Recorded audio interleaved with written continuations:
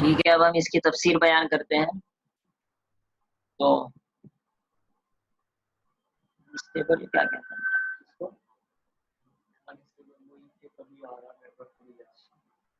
تو ویل لکل ہمزۃ لمزہ، پہلے تو اس صورت کا خلاصہ سمجھ لینا چاہیے کہ آخر اللہ تعالیٰ اس صورت میں کیا بیان فرمانا چاہتے ہیں۔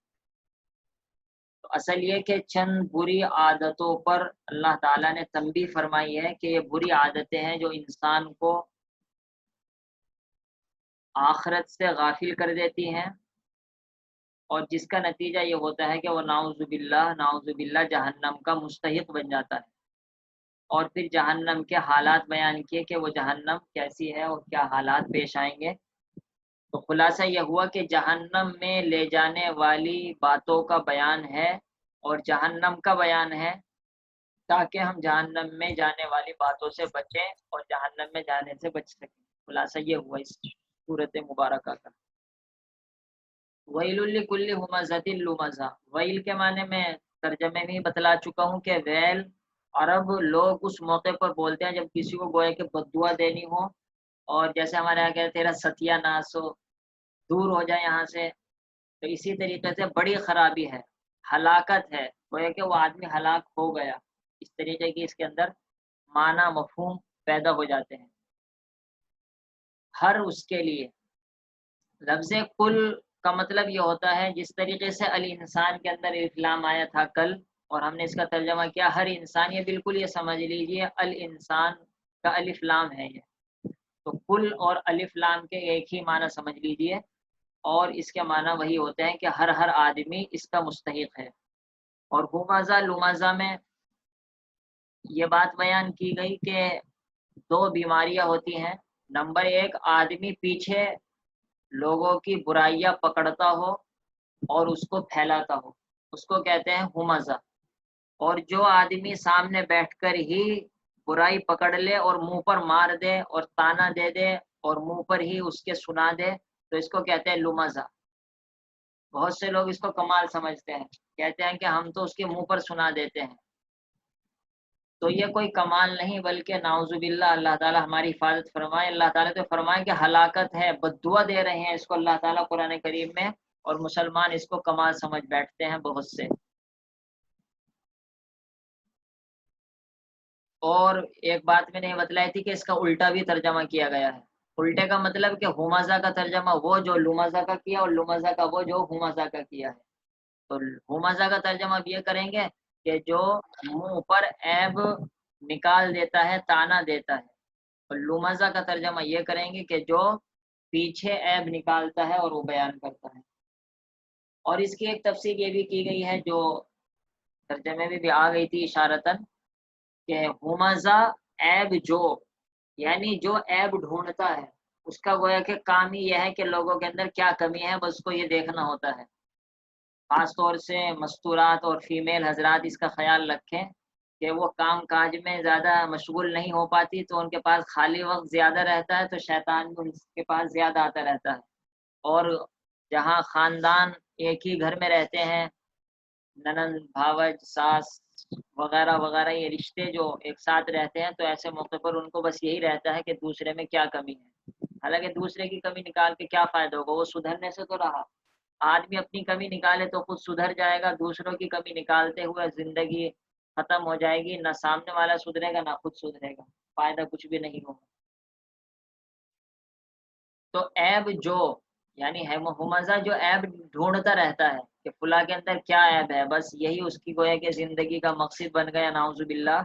اور لمزہ جو عیب گو، یعنی عیب بولتا رہتا ہے، وہ ایسا ہے، وہ ایسا ہے، عالم ایسے ہیں، تبلیغ والے ایسے ہیں، جماعت والے ایسے ہیں، فلاں ایسے ہیں، فلاں ایسے ہیں، ہمارے رشتہ دار ایسے ہیں، تم ایسے ویسے، بس اس کے گویا کہ زبان پر دوسروں کے عیب ہی عیب رہتے ہیں۔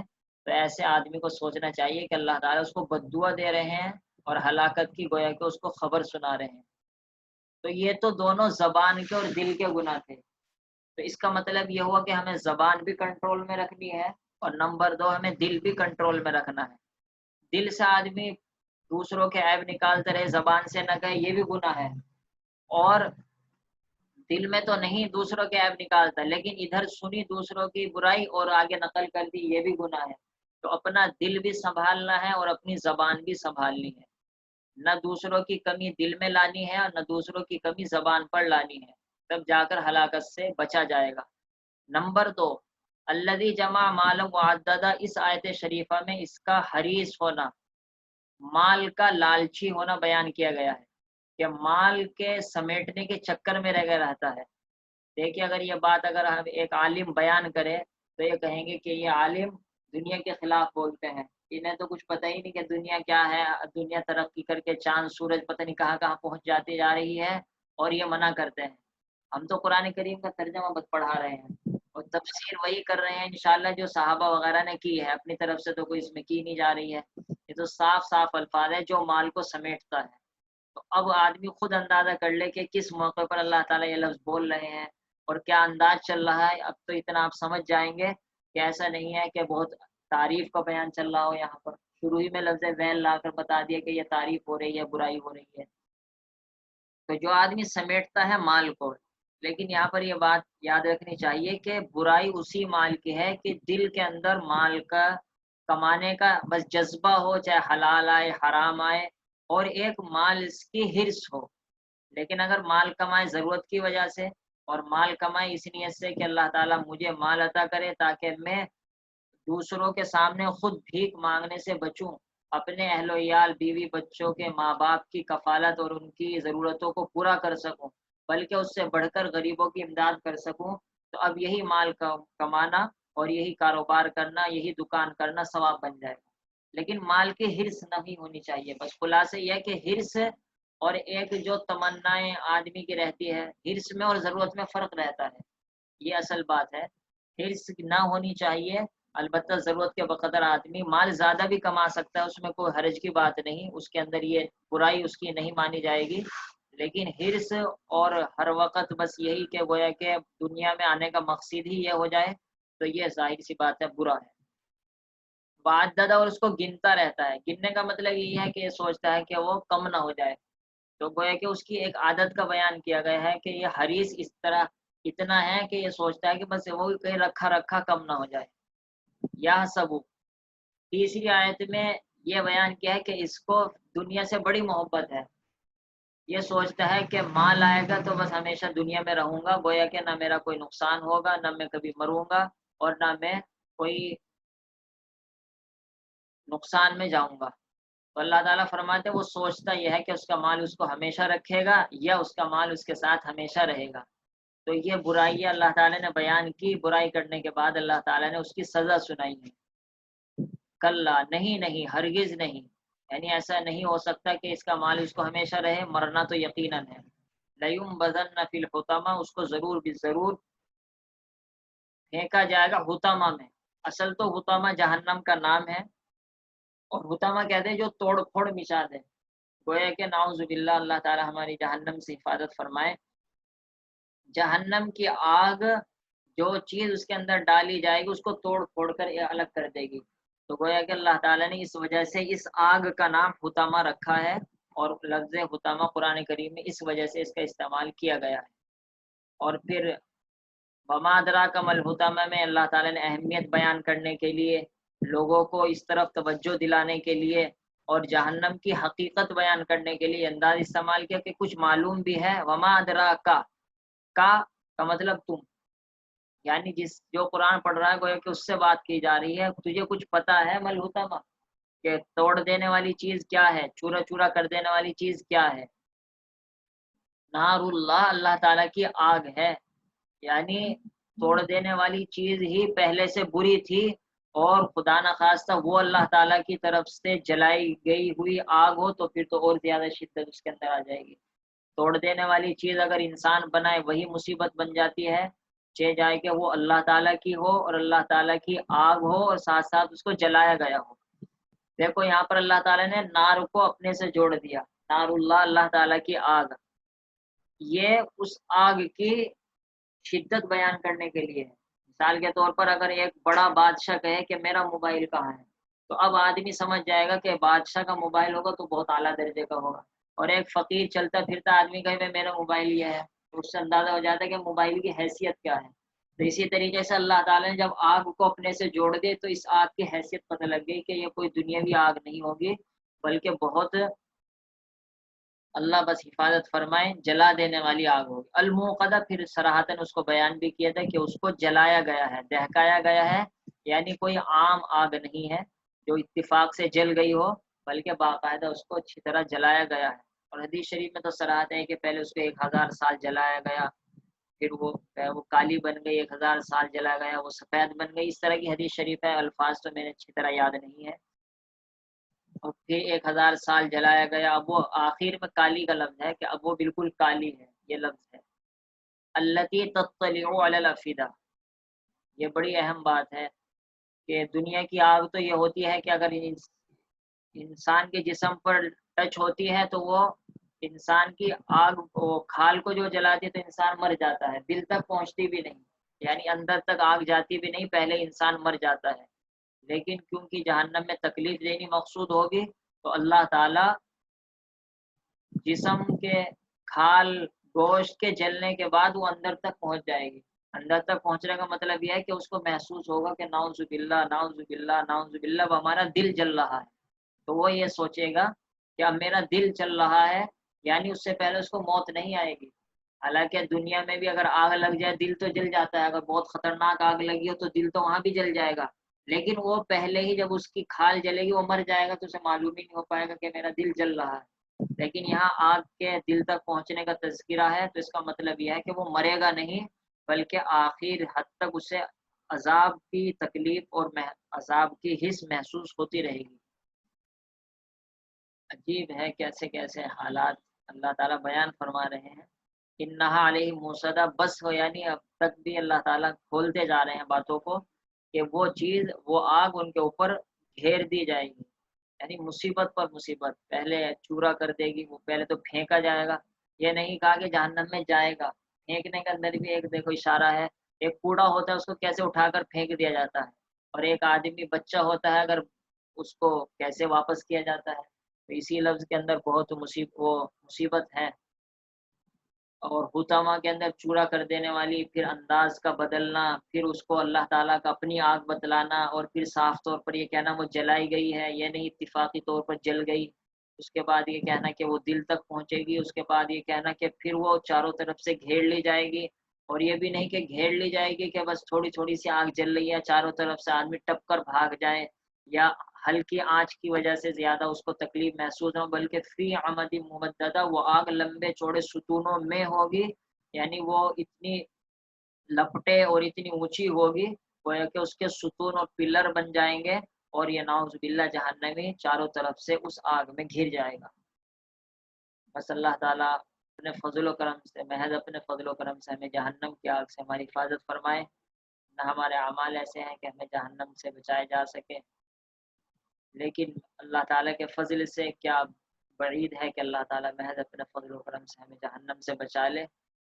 اللہ تعالیٰ خصوصی طور پر آپ صلی اللہ تعالیٰ علیہ وسلم کی برکت اور قرآن کریم کی برکت سے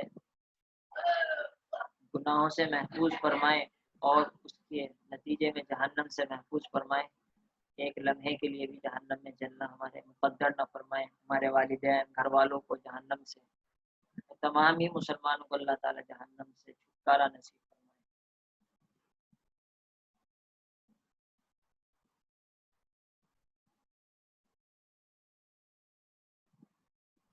اگر کوئی سوال کرنا ہو تو سوال کر لیجیے۔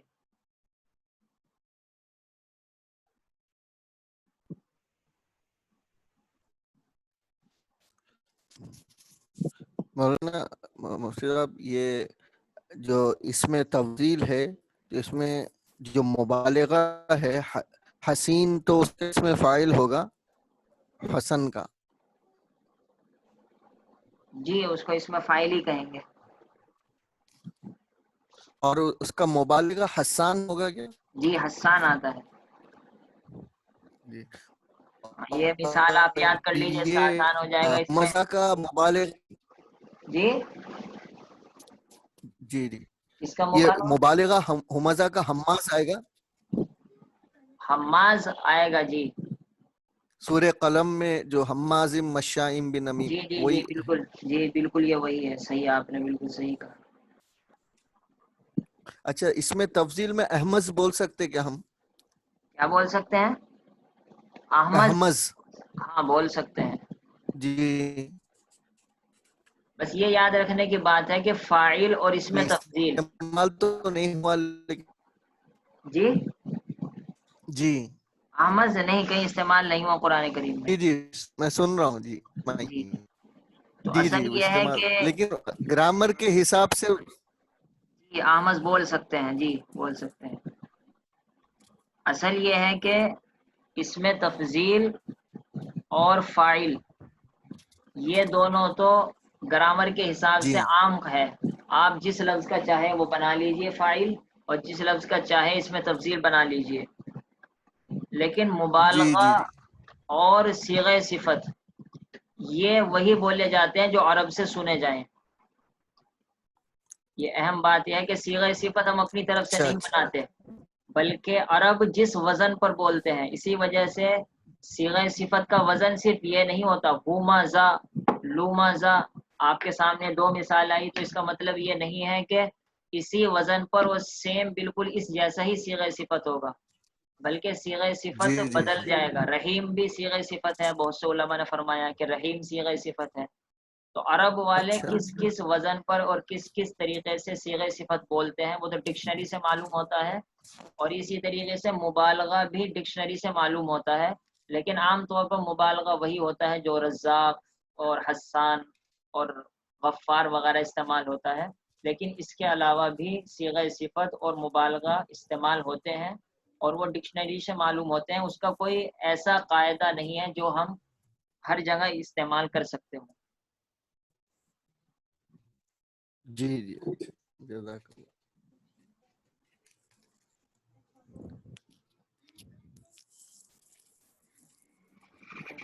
عربی ایک گرامر ایک سوال اور تھا،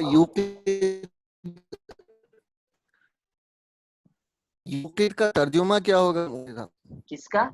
وہ آگ جلاتا ہے، یوقید کا ترجمہ کیا ہوگا؟ وہ آگ جلاتا ہے۔ جی جی جی یہی ہوگا۔ جزاک اللہ۔ ٹھیک ہے، یہ جو کوئی عربی گرامر کی کتاب، یہ اصل میں ہم نے جو عربی پڑھی ہے گرامر وہ سب فارسی کتاب سے پڑھی ہے یا عربی سے ہی عربی سیکھی ہے؟ تو اردو کی کوئی دیکھی تو ہم نے کتابیں، لیکن کوئی جی ایسی سمجھ میں نہیں آتی جو آپ ایسی ہو کہ آدمی خود سمجھ لے۔ ایک دو کتابیں دیکھی اس میں محسوس یہ ہوتا ہے کہ اس میں بھی ضرورت رہتی ہے کسی ٹیچر استاد کی، اسی وجہ سے ہم نے کوئی کتاب شروع نہیں کرائی تھی، جی جی لیکن یہ ہے کہ انشاءاللہ جب آپ تھوڑا یہاں حضرت پڑھ مفتی، لیں گے تو آپ اپنی کتاب خود پڑھ لیں گے، تو پھر خود پڑھنے سے بھی انشاءاللہ آپ کی سمجھ میں آ جائے گا، لیکن شروع میں شاید مشکل ہو سمجھنا۔ مفتی سعید صاحب کی کوئی کہ آسان صرف آسان نہ ہو؟ جی جی بالکل، اگر آسان صرف اور آسان نہ ہو آپ مفتی سعید صاحب کی پڑھیں اور اس کو سمجھ لیں تو بہت اچھی بات ہے۔ آپ کی اجازت ہو تو؟ جی جی پڑھ سکتے ہیں، میری طرف سے تو سب کی اجازت ہے، بس اللہ کرے کہ آپ کی سمجھ میں آ جائے کیونکہ کچھ اس کیونکہ اس انداز میں وقت کتابیں آپ لکھی۔ ہمارے مرشد ہیں۔ ہاں نہیں، اس میں کوئی حرج کی بات نہیں، آپ پڑھ سکتے ہیں، بلکہ پڑھنی چاہیے۔ میں تو کہتا ہوں کہ ایک نحو کی اور ایک صرف کی، کیونکہ گرامر ہمارے عربی میں دو چیزوں کا نام ہوتا ہے، ایک نحو ایک صرف، تو دونوں چیزیں پڑھنی چاہیے، جی تاکہ اب تو انشاءاللہ آپ کے کافی باتیں سمجھ میں آنے لگے گی، جو بھی کلاس میں آتے ہیں چاہے میل ہو یا فیمیل ہو۔ شروع میں شاید سمجھ میں نہ آ پاتی، لیکن اب بہت ساری باتیں انشاءاللہ سمجھ میں آ جائے گی، بلکہ اب آپ پڑھنا شروع کر دیں۔ اور فی الحال تو آسان صرف اور آسان نہ ہو ٹھیک ہے، مفتی سعید صاحب رحمہ اللہ کی کتاب آسان رہتی ہے عام طور پر، اور اگر مجھ کو کوئی اس سے اچھی کتاب آپ کے مناسب ملی تو انشاءاللہ میں وہ بھی بتلا دوں گا، اور ہو سکتا ہے اگر مجھ کو پی ڈی ایف فائل مل جائے تو میں گروپ پر بھی سینڈ کر دوں گا، جزاک لیکن وعدہ نہیں ہے۔